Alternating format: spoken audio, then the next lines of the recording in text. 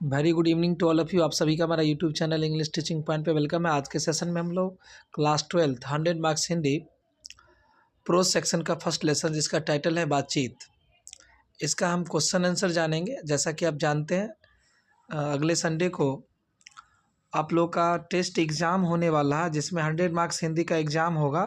तो आज मैं प्रयास कर रहा हूँ कि कम से कम 5 चैप्टर का क्वेश्चन आंसर आपको बताऊँ। तो ये फर्स्ट लेसन है।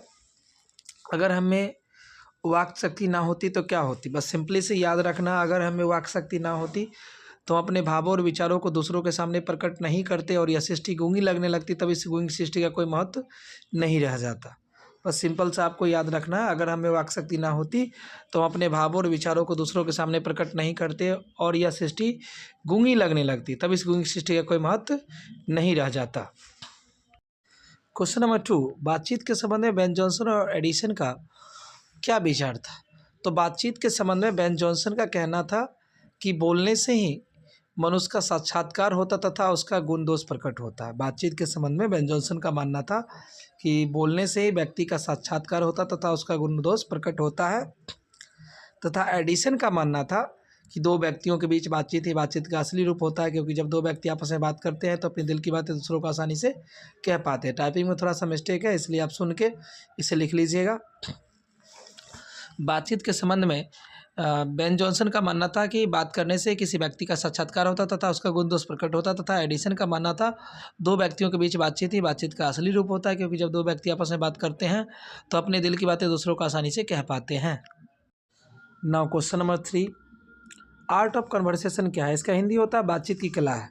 तो बात करते समय हमें केवल बोलते ही नहीं रहना चाहिए बल्कि दूसरों को सुनने का प्रयास भी करना चाहिए। यदि हम समूह में बात कर रहे हो तो सभी को बोलने का मौका देना चाहिए। यदि हम दोस्तों से बात कर रहे हो तो कुछ मजाकिया शब्दों का प्रयोग करना चाहिए, लेकिन ऐसी बातें अपने से बड़ों के साथ नहीं करनी चाहिए। लेखक का मानना था कि यूरोप के लोगों को बातचीत की उत्तम शैली का ज्ञान है, क्योंकि जब वो मंडलियों में चर्चा करते थे तो शिष्टाचार पूर्वक बात करते थे। लेकिन मेरा मानना है कि भारत के लोग भी जब मंडलियों में बात करते हैं या मोबाइल फ़ोन पर किसी से बात करते हैं तो बगल वाले को सुनाई नहीं पड़ता है। तो भारत के लोगों के पास भी काफ़ी शिष्टाचार है, इसमें कोई शक नहीं है। हमारा क्वेश्चन नंबर 4 है, टेक्स्ट में नहीं है, केवल आप सुन के लिख लीजिएगा। क्वेश्चन नंबर 4 है कि बातचीत का सबसे उत्तम तरीका क्या हो सकता है। तो मेरा मानना है कि दो व्यक्तियों के बीच बातचीत ही बातचीत का सबसे उत्तम तरीका होता है, क्योंकि जब दो व्यक्ति आपस में बात करते हैं तो अपने दिल की बातें दूसरों को आसानी से कह पाते हैं। और आपका 5 का क जो क्वेश्चन होगा कि सच है मनुष्य बोलता है तब बोलता नहीं तब तक उसका गुण दोष प्रकट नहीं होता है।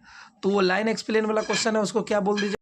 प्रस्तुत पंक्ति बातचीत शीर्षक से ली गई है। इस पंक्ति के माध्यम से बाल्किश भट्ट कहते हैं कि जब तक मनुष्य बोलता नहीं तब तक उसका गुण दोष प्रकट नहीं होता है। और 5 का ख नंबर जो क्वेश्चन है उसमें भी आप ये बोल दीजिएगा कि प्रस्तुत पंक्ति बातचीत शीर्षक से लेकर इस पंक्ति के माध्यम से बाल्किश भट्ट कहते हैं कि ये संसार प्रपंच छल कपट से भरा हुआ है, इसमें जैसी सूरत देख लेना चाहो कोई देख लेना, कोई दुर्घट बात नहीं है। इस प्रकार मैंने आपको बातचीत शीर्षक का प्रश्न उत्तर 5 का ख तक बता दिया है। अगले सेशन में मैं आपको जल्द ही कुछ ही मिनटों में उसने कहा था कहानी का क्वेश्चन आंसर बताने वाला हूँ। तब तक के लिए टेक केयर।